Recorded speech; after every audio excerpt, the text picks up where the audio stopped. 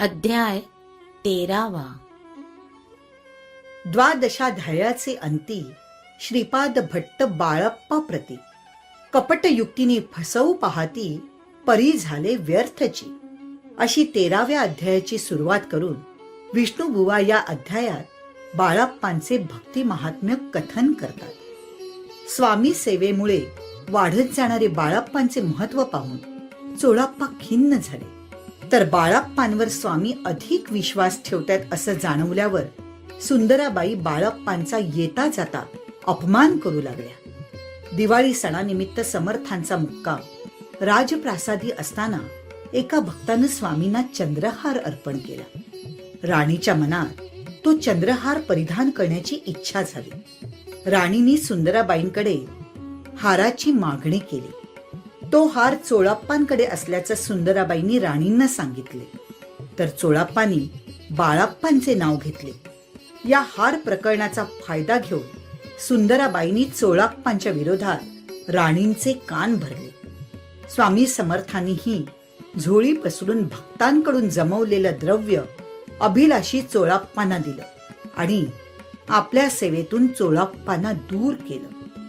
चोळाप्पांना स्वामींपासून वेगळं केल्यानंतर सुंदराबाईंनी बाळप्पांकडे मोर्चा वळवला. लहान सहान गोष्टींवरून त्या बाळप्पांना अध्वा तध्वा बोलू लागल्या.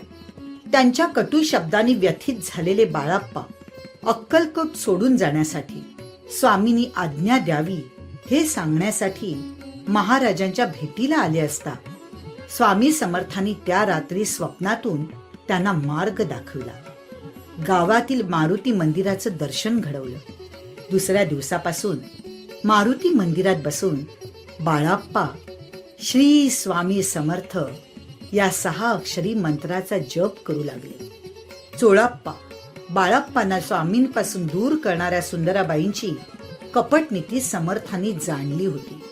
त्यांचं गर्वहरण करण्यासाठी महाराजांनी अक्कलकोटीचे कारभारी माधवराव बर्वे यांना आज्ञा करून सुंदराबाईंना अटक करवली. तेव्हा बाईंनी खूपच आकांड तांडव केलं. त्यानंतर राजांनी पंचमंडळ नेमून स्वामींच्या सेवेची व्यवस्था केली. पंचमंडळाने बाळप्पांची पगारी सेवेकरी म्हणून नेमणूक केली. तेव्हा राजांनी देऊ केलेले धन नाकारून बाळप्पा निर्लोभ भावनेनं स्वामी सेवा करू लागले. स्वामींच्या भक्तामध्ये बाळप्पा कसे वेगळे आहेत हे सांगताना विष्णुबुवा लिहितात, जे जे झाले स्वामी भक्त त्यात बाळप्पा श्रेष्ठ, तयांवरी श्री समर्थ करीत होते प्रेम बहु.